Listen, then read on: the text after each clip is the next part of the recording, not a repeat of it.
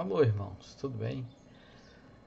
A doutrina da eleição ou da predestinação tem muitas oposições, E muita gente faz algumas perguntas sobre o assunto, querendo afirmar que a predestinação não existe, que a eleição não existe. E hoje nós vamos ver duas dessas oposições e respondendo então a duas perguntas. Siga aí conosco. Alô, irmãos. Hoje nós vamos tratar sobre um assunto bem interessante que envolve evangelização e predestinação ou eleição. Né? Muitas pessoas questionam qual a necessidade de se evangelizar, uma vez que Deus já predestinou as pessoas que vão ser salvas. Né? Eles dizem assim, ora, se Deus já predestinou, não tem necessidade de você pregar, porque aí Deus vai salvar de qualquer jeito. Não é bem assim. Hoje nós vamos falar sobre 4 razões pelas quais nós devemos evangelizar. A primeira delas, e a mais importante delas, é porque Jesus nos ordenou que evangelizássemos. Né? Jesus disse, ide por todo o mundo e pregai o evangelho a toda criatura, ensinando-os a guardar tudo o que vos tenho dito. Então, só essa razão já seria suficiente. O nosso mestre nos mandou evangelizar. Mas isso vai além do que esse aspecto, não é? Vai muito além. A segunda razão pela qual nós devemos evangelizar é porque Deus escolheu a pregação do Evangelho como o meio pelo qual ele vai chamar os seus eleitos. Vejam só o que está escrito em Romanos, no capítulo 10, versículo 17. Consequentemente, a fé vem por se ouvir a mensagem, e a mensagem é ouvida mediante a palavra de Cristo. Então, muito simples, Deus estabeleceu a pregação da mensagem como aquilo que o veículo através do qual o Espírito Santo vai despertar os corações. Ele pode fazer de outras formas? Pode, mas o meio ordinário, o meio comum, o meio normal que ele faz isso é através da pregação. Então, daí a necessidade de pregarmos. A terceira razão pela qual nós devemos evangelizar é porque isso é um privilégio que Deus nos deu. Deus nos dá o privilégio de cooperarmos com Ele na construção desse reino. Então, no capítulo 3 de 1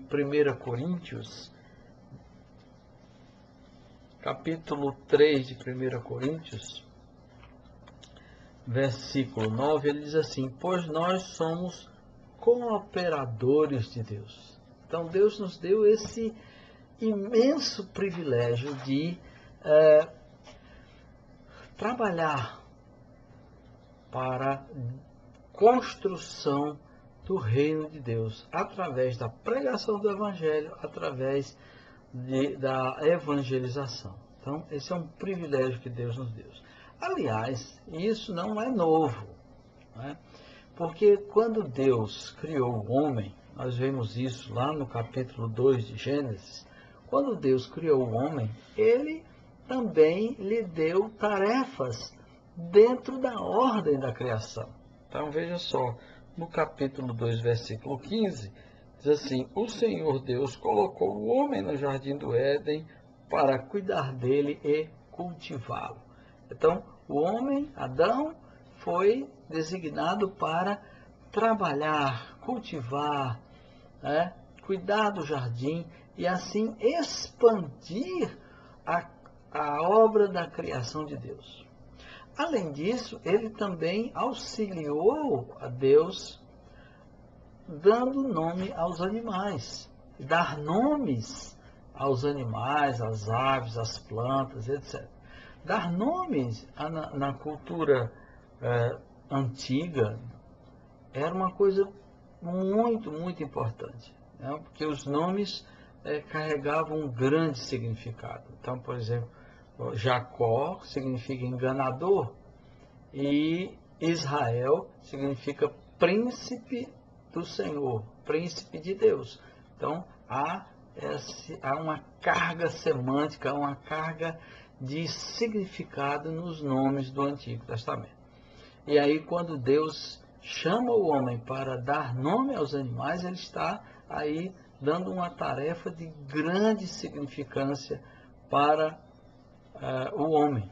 Então, diz assim a palavra de Deus, no mesmo capítulo 2, né, dos versículos 19 e 20. Depois que formou da terra todos os animais do campo e todas as aves do céu, o Senhor Deus os trouxe ao homem para ver como este lhes chamaria. E o nome que o homem desse a cada ser vivo, esse seria o seu nome. Assim o homem deu nome a todos os rebanhos domésticos, às aves do céu e a todos os animais selvagens. Então vejam, não é de hoje que Deus se utiliza, né?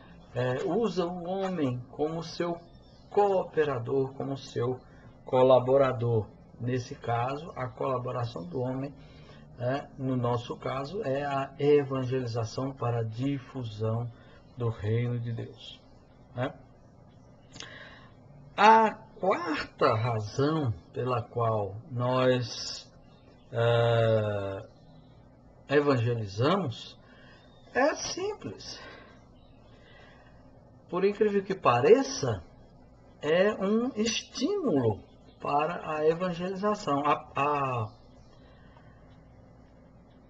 A quarta razão é até surpreendente para os que se opõem à doutrina da predestinação. É que a predestinação, na verdade, é um estímulo à evangelização, antes de ser um desestímulo.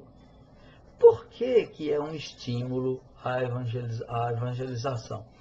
Porque nós sabemos que nossa pregação vai ter retorno, né? Nós sabemos que há uma garantia de sucesso na predestinação, na evangelização, porque existem os predestinados. Se você não acreditar na predestinação, se você não acreditar na eleição, a sua pregação, na verdade, ela é um empreendimento de risco, pois não há garantia nenhuma de que as pessoas vão ouvir, de que as pessoas vão serem tocadas pelo Espírito Santo. Talvez seja por isso que em alguns grupos religiosos os apelos são assim bem esticados. Às vezes o apelo é quase a metade do tempo que o sermão tomou é fazendo apelo, para ver se, né, no afã de que essa pessoa... Mas nós sabemos, nós temos certeza de que a palavra de Deus não volta vazia, porque ele prometeu isso. Inclusive, no início das missões protestantes modernas, a partir do final do século XVIII, né, e por todo o século XIX, os maiores missionários, aqueles que mais se entregaram à obra das missões, eram calvinistas. William William Taylor, por exemplo, estava convicto de que Deus tinha os seus eleitos no interior da China, e por isso ele foi para o interior da China para pregar. Né? Então, a doutrina da predestinação nos dá a garantia de que aqueles a quem Deus predestinou vão ouvir a palavra e vão se converter.